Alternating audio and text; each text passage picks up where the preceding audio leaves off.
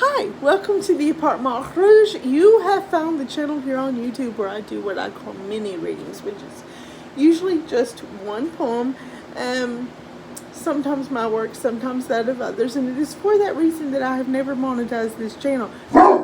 Be quiet, please, Ada. Ada, be quiet. Mommy's filming.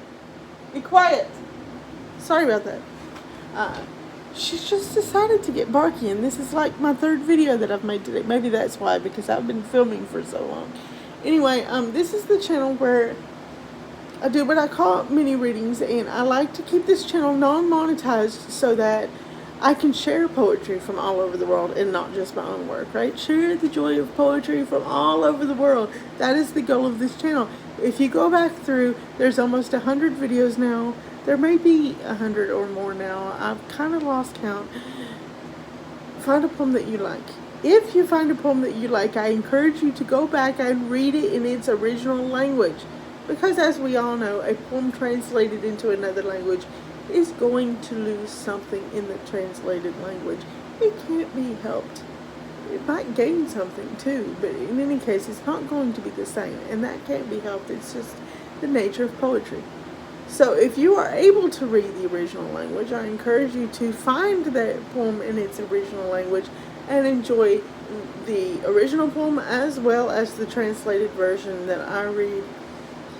Enjoy the artistry of both, because I love languages. I love languages, and I'm always delving into different languages, different cultures, because that's my thing. But I'm really only fluent in English, so all of the poems that you will find on this channel are in English. Today I'm going to read from a new collection, fairly new collection, that I recently found, called Troubles by Michael Farry. And I'm going to have to hold it at an angle so you can see it because glare. But there you go. You can see by the cover photo that this is actually talking about the Troubles in Ireland, and I hope it's not backwards. I hope the title is not backwards for you. But it's talking about the Troubles in Ireland, right? That's what this collection is about. And there's a lot about the Easter Rising in 1916, a lot about the Civil War, a lot about the Troubles itself, Bloody Sunday and all that is in here. The way he writes this is interesting. And I really like, because he does sometimes just write opinion pieces as far, what you would normally expect a poem to be regarding, and it has some relation to the Troubles, and sometimes it is just his own thinking on the subject. Most of the time, though, it's kind of like found poems. He is taking news items or census records, or he even took the various historical documents regarding Ireland from the 1916 proclamation to the Constitution of the Irish Free State and everything in between, and collaged that together into a poem that's pretty fascinating. Just the idea of doing that is fascinating. He does a lot of that, and so you get a lot of these snippets of the time period. Like, it'll be news items from the day that the Easter Rising happened, but it'll be from the social that talked about the aristocracy and what they were doing, or it'll be so-and-so lost their livestock on this day. The little details that got missed because everybody was focused on Dublin, right? It's interesting that way. I'm not even finished the collection yet. I'm still reading it, but it's been a really interesting journey, and so I wanted to share it with you guys.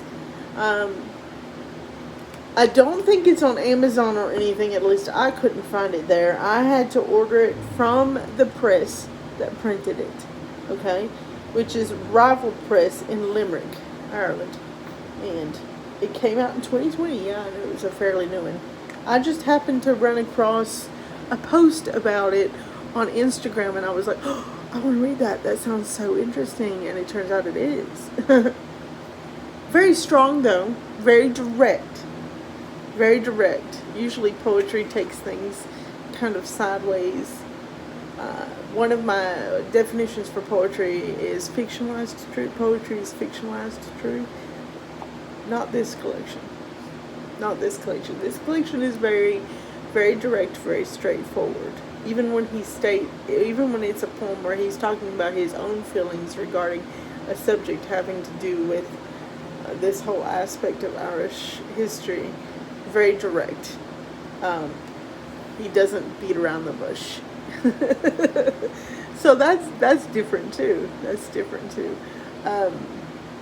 The poem that I was going to read today is called Molly Courage after James Joyce. Now, where he gets that title is probably from the folk song Molly Malone. In Dublin's fair city, where the girls are so pretty, crying cockles and mussels, alive, alive, oh. Anyway, the girl, the mussel seller, in that story, in that song, her name is Molly Malone. And a lot of times you'll hear people refer to women from Dublin as Mollies or Molly Malones, but usually they'll just say, so-and-so's a Molly, and so you automatically know, well, she's a female from Dublin. That's just a term they have, because that folk song is so popular. So that's what popped in my head when I read this title. Also, he says after James Joyce, but now, when I read this, it felt more like Beckett. Beckett writes very similarly to James Joyce. James Joyce was Beckett's mentor, as he himself says. So they write very similarly, except that, and this might be my impression from Finnegan's Wake. I've read all of James Joyce's work. I have not read all of Beckett's, and I probably never will, but I have read quite a bit of Beckett. And my impression of James Joyce is that his sentences don't always make sense, and his paragraphs don't always make sense. It depends on what you're reading. If you're reading Dubliners is probably the most conventional of his writing, other than his poetry itself. His poetry itself is like, oh my goodness, it's like straight out of the Victorian Romantic poets, right? It's all those conventions that they used. So that is his most conventional work. I was actually quite shocked at how conventional his poetry is. It's very much, you can easily place that in the time frame he was writing it. Dubliners is probably, in that case, is probably his second most conventional work. And then as he writes, he gets more and more and more avant-garde and out there, right? Which is wonderful. I love it. This particular poem reads more like Beckett in that it makes sense entirely. There's no, it's interesting to read because you're not sure where to breathe, because there's no punctuation. It's a solid paragraph with no punctuation, which is very much like both Beckett and Joyce, but it tends to make more sense than Joyce, and so to me it feels more Beckett. Also, the subjects that he is writing about feel a little bit more Beckett than Joyce. That's just me. I'm not Irish. Take that opinion with a grain of salt. Totally discard it if you want. Because Ada, no! No! Because, sorry about that. Because, he does say it's after James Joyce, so. Anyway, this is Molly Courage after James Joyce, and hopefully my dog will let us read it. I think I've been filming too long today. It's too much for her patience. Molly Courage after James Joyce. The bullet hole in the breast of the figure of Courage on the O'Connell Monument, Dublin, is said to have been inflicted during the Easter Rising 1916. That was the superscription, I think is the word for that. Okay, this is the poem proper. I knew nothing good would come of all those vivid marching men playing soldiers, pretending courage volunteers in new uniforms, bringing that yank for burial in Glasnevin. And that Sunday they carried the rifles in from Okay, now this is a word that I have trouble pronouncing. I know how it's supposed to be pronounced. Can't get my mouth to do it. It's spelled Howth, Howth, but the way the Irish pronounce it, and that would have to be the proper pronunciation because it's in Dublin. The way they pronounce it is somewhere between Howth and Hooth. It's like somewhere in the in-betweens of that, and I cannot get my mouth. I know what it is, can't get my mouth to do it. So I'm just going to say Howth, okay, and we'll roll with it from there. And that Sunday they carried the rifles in from Howth, their breasts bursting until the soldiers started killing them behind me at Bachelor's Walk. God help us then. The big fuss started and men in khaki marched behind bands to the north wall day after day, streets lined with women kissing, waving, cheering, and then going to collect their allowances. And now this, I squinted out of the corner of my left eye and saw the horses falling, but the screams and shouts were fierce and it a bank holiday. And the sun shining, the soldiers and police gone out to Ferry House to mix with the rich Meath farmers and back the horses in their fine carriages and all sorts, the winner at 4-1.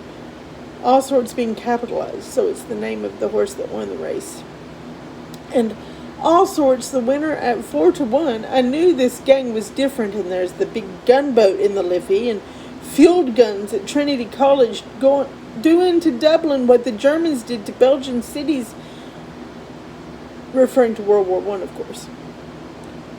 They're all at it. The whole world's gone mad. Bombs and cannon and guns, and who cares if a few or a million get shot? There's always more so long as we get our way. And what is it they want now? Emancipation. No repeal, no home rule, no republic. That's it, the latest excuse for killing people. What's that? Is it bullets? Oh my God, I'm shot through my right breast, a great hole. I hope it's not Irish bullets, one of them snipers from Trinity probably. And look, there's a woman dead on the pavement and all the jewelry she was looting from Hopkins and Hopkins gone dancing down into the gutter with her blood. And Dan, you're hit too. Have they no respect for their history? But Dan just stands there and asks, will we run for cover when the gunmen come closer? No. Will we abandon Ireland's main street? No. And will we be bullied now and in time to be no while the snakes multiply? And I read that wrong. See, no pronunciation makes it difficult. Or no pronunciation. No punctuation makes it difficult. When the gunmen come closer? No. Will we abandon Ireland's main street? No. Will we be bullied now and in time to be? No. While the snakes multiply and the killers prowl with their terrible pale faces? No. Ready to murder anyone who doesn't agree? No. Or stands in their way? No. Or waves a different flag? No. And they can riddle us with bullets?